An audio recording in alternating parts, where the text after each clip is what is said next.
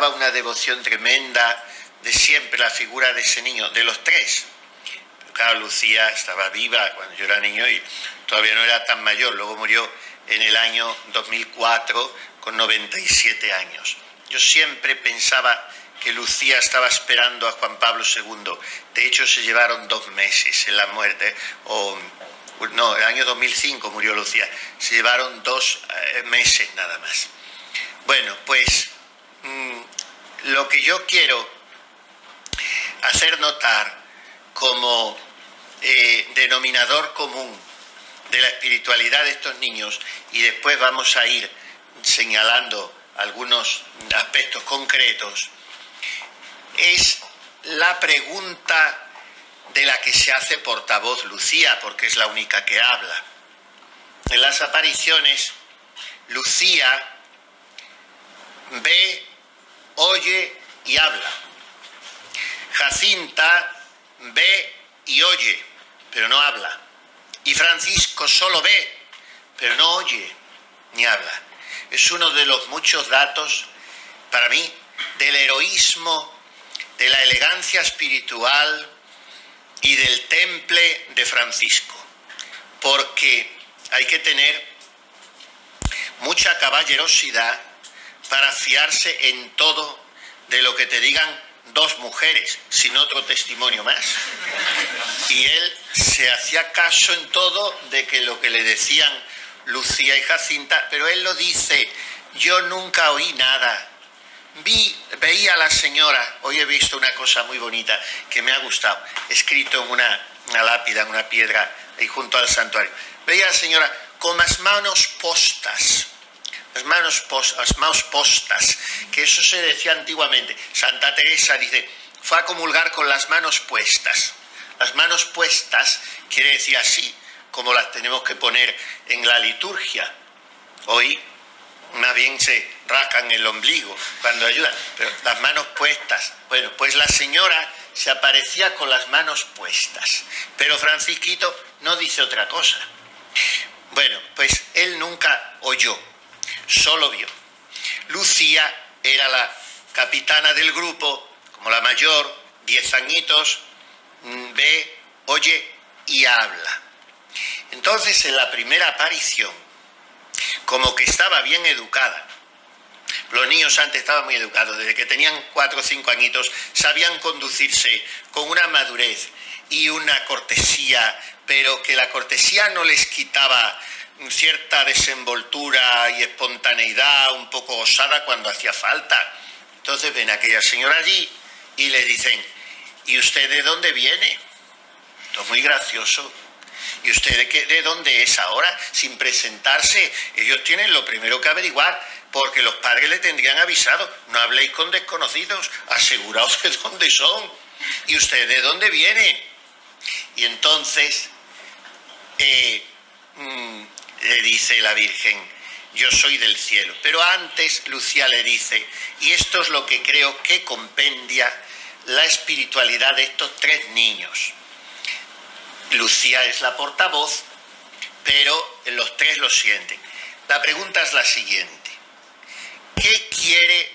Más bien le diría, creo que en las memorias, más bien vuestra merced que el usted. Pero ella les decía de tú, eran tan pequeños. A Bernardita en Lourdes, como ya tenía 14 años, la Virgen le decía de vous, el vous francés, que es nuestro usted. La Virgen a Bernardita, y Bernadette decía, nunca en mi vida nadie me había llamado de usted. Una joven de 14 años, analfabeta, pero con unos ademanes, obrigado, con unos ademanes de reina, que cuando se ponía de pie para reproducir el gesto de la Virgen, entonces sabía aquellos masonazos y descreídos y anticlericalotes que fueron a combatir lo de Lourdes, se le caían algunos 2 lagrimones y se convertían. Solamente por ver a Bernardita hacer la señal de la cruz o abrir las manos para explicarles cómo venía la señora. Porque transminaba una pureza, esa criatura, y una naturalidad, lo grande de las almas así endiosadas. Bueno, pues jovencitos le dicen a la Virgen: ¿y vuestra merced qué quiere de nosotros? Yo creo que en esta primera pregunta, en ese diálogo incipiente de los niños con Nuestra Señora, está toda la espiritualidad de los tres, porque al final todo se reduce a eso. Y eso es lo que yo, pobre de mí, quisiera exhortaros a que explotéis, viváis, sintáis en estos 2 días que ya se nos ha ido, preguntándole a la Virgen. No le tenéis que preguntar de dónde es, porque ya lo sabéis, que es del cielo. Pero dice: vuestra merced, ¿qué quiere de mí? Señora, ¿qué queréis de mí? A eso habéis venido vosotros a Fátima. Cada uno en vuestra situación y en vuestro momento y, en fin, con vuestra historia, como se dice ahora. Entonces, ¿qué quieres de mí? Yo para mí tengo que en la mayor parte de los casos, la infelicidad profunda en que vive la gente, ese estado, como diría aquel pobre filósofo existencialista, de náusea en que vive la gente, el sinsentido de todo, el no saber a dónde van. Yo no me explico cómo no hay más suicidio, francamente. Pues esa atonía en que hoy vive la gente, ese tedio, procede de aquí, de no haber preguntado nunca en serio a Dios. Me da lo mismo, porque la Virgen Santísima es el altavoz de Dios, speculum justitiae, se está reflejando Dios en ella, me da lo mismo. De no haber preguntado seriamente y libremente, ¿qué quieres de mí? Y si lo preguntamos, pues es para cubrir el expediente y para quedar contentos de que hemos hecho cierto trámite, pero no exentos de unos condicionantes que no nos han permitido, no es ya cumplir esa voluntad de Dios, sino ni siquiera escucharla. Entonces hay que estar libres. Hoy os han hecho casi inviable la vida a nivel académico. Es un mundo absurdo el mundo académico de hoy, lo sabéis mejor que vosotros. Si yo me atrevo a decirlo así es porque vosotros mismos me lo participáis constantemente, que estáis sufriendo una entelequia estructural de titulitis y nombres güeros y rimbombantes de carreras, de contenidos inexistentes y de salidas más inexistentes todavía, soportando un adoctrinamiento comunista de 2 docenas de indocumentados, porque esto es la universidad hoy, y le llaman universidad todavía. Bueno, pues, entonces, el mundo académico, ese al que vuestros padres os obligan a estar atados porque si no, no sois nadie en la vida. El mundo académico. El mundo profesional en el que desemboca el académico, pues figúrate cómo va a estar. Si la preparación es esa, pues como esto, se descompensa todo. ¿Y qué cristalización de familia es aquella a la que podéis aspirar? Pues bendito vosotros, que por lo menos os estáis moviendo en este ambiente y que si no es mi novia fulanita podrá serlo menganita, que son buenas las dos, pero si no, ¿a qué mujer podéis mirar? Y vosotras, ¿a qué hombres? El mundo social, las amistades, en fin, os lo han puesto muy difícil, porque es salir del cascarón de esa infancia retardada que llaman adolescencia y que dura hasta los 27 años y medio, y es encontrarte en un mundo que a dónde miro. Esa es la situación vuestra hoy. Por eso yo doy muchísimo más mérito que a vuestros abuelos, infinitamente más mérito. Pero no dejo de comprender que estáis metidos en un engranaje que es un triturahombres. No creo que esté poniéndome pesimista, un catastrofismo. Me parece que estoy constatando la situación actual. Ahora, si a eso se le une, que es a donde quiero llegar, que que muchos jóvenes hoy, y de los buenos entre comillas, en fin, van pasando la vida como una lanzadera, pues a lo que toca, a lo que toca. Y ahora después de la escuela toca el instituto y después me meto en administración de empresas porque derecho me va a costar más caro y el máster después es más largo, porque esto es así. ¿Y qué pasa? Que así te has plantado, no en los 21, 22, que es cuando se salía antes, sino en los 28, 30. Y a todo eso, y esto es lo dramático, no te has puesto delante de la Virgen y le has dicho: señora, vuestra merced, ¿qué quiere de mí? Porque eso soluciona muchas cosas. Eso soluciona muchas cosas. Si no, es dejarte ir, como San Agustín. La vida crápula, la búsqueda del particular de la verdad, si encima eres inteligente o guapa o don de gente, peor, a veces peor, vamos, que tengas todo eso y más, pero que no se lo entregues al demonio, todo eso. Y entonces te planta, y como decía San Agustín en sus confesiones, ya tenía 30 años de entonces, figuraos, y todavía era un cuervo, porque no dejaba de decir cras, cras, cras. San Agustín juega con el latín porque era un rétor, manejaba el latín pues espléndidamente. Cras, cras, cras es un graznido de cuervo, una cosa fea, grotesca, desagradable, sucia. Y cras, en latín, significa mañana. Mañana, mañana, mañana. Y así lo vamos dejando. Entonces estos muchachitos, chavales, chiquillos, lo sustancian todo a los 7 años o 9. ¿Usted qué quiere de nosotros? Se ha acabado. Pues lo que quiero es que vengáis aquí 6 meses y que hagáis sacrificios, que recéis el rosario, que ya está, ya saben los niños lo que tienen que hacer, pero han preguntado la oración. Nosotros lo preguntamos. Esa es la cuestión. Dicho este enfoque general, pues vamos a hablar de cada uno de los niños, sobre todo de los 2 pequeños. Son muy distintas. Las personalidades de Jacinta y de Francisco son muy distintas, hermanitos como eran y tan seguidos.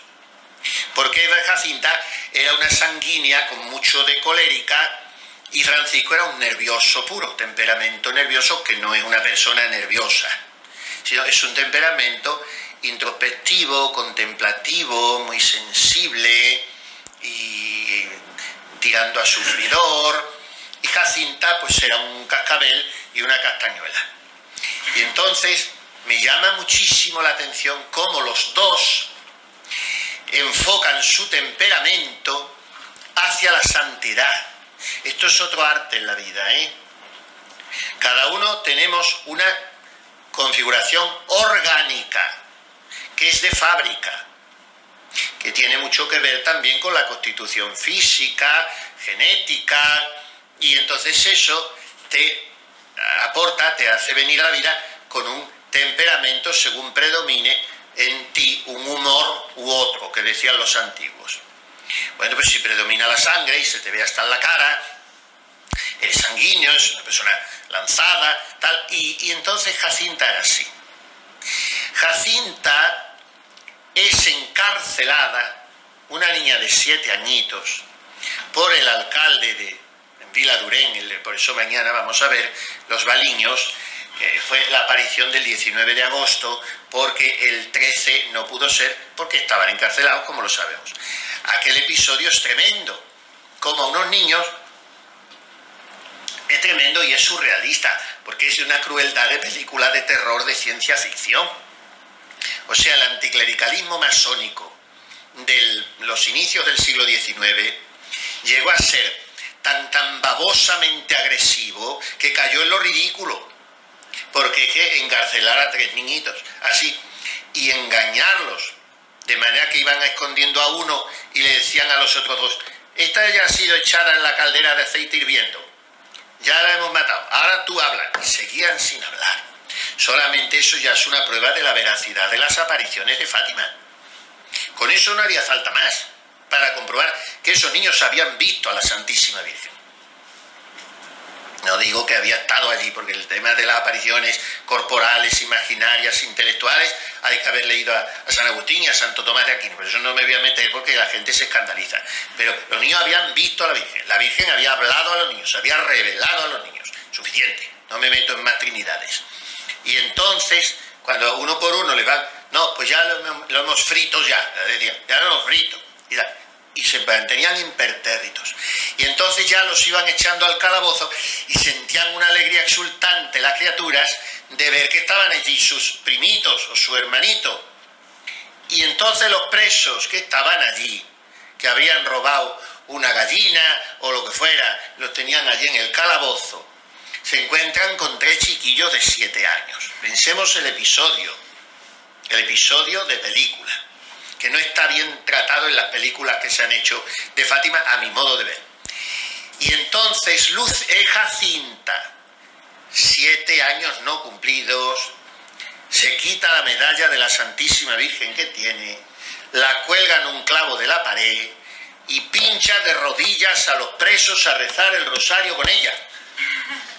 Una niña de 7 años. Y a nosotros nos da vergüenza hacer la señal de la cruz cuando en un restaurante comemos en público, o cuando tenemos que dar testimonio de la fe, o cómo le voy a decir esto a esta persona. Mira Jacinta, con los presos. Y la gente es muy pobre. La gente hace lo que ve, y lo que se le impulsa y lo que se le exhorta. Cuando os pongáis a hacer apostolado, os daréis cuenta de cómo la gente estaba deseando, en la mayoría de los casos, escuchar eso de vosotros. Y cómo la gente os sigue. Pero hay que ser apóstoles, para lo cual hay que estar convencidos. Y esa niña estaba convencidísima de que todo se arregla con el rosario, de que la Virgen espera nuestra oración y los planta allí a rezar. Temperamento arrojado, decidido, volitivo. De esto hay que aprender mucho, porque hoy todos son pusilanimidades, todos son componendas, todos son contemporizaciones, todos son buenismos. No le vaya a molestar el diálogo, el pluralismo, la libertad. Vaya usted, eso no está en el Evangelio en ningún sitio.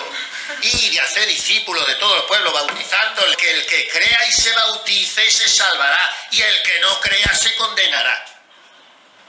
No me vengan a mí con zarandajas de diálogo, ni que todas las religiones son iguales. Es una herejía de bulto, la diga quien la diga. Ni que sea un ángel del cielo. Es una herejía.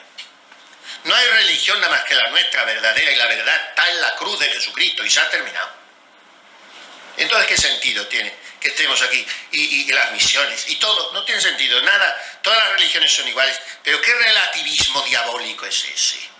No, el que crea y se bautice se salvará, el que no crea se condenará.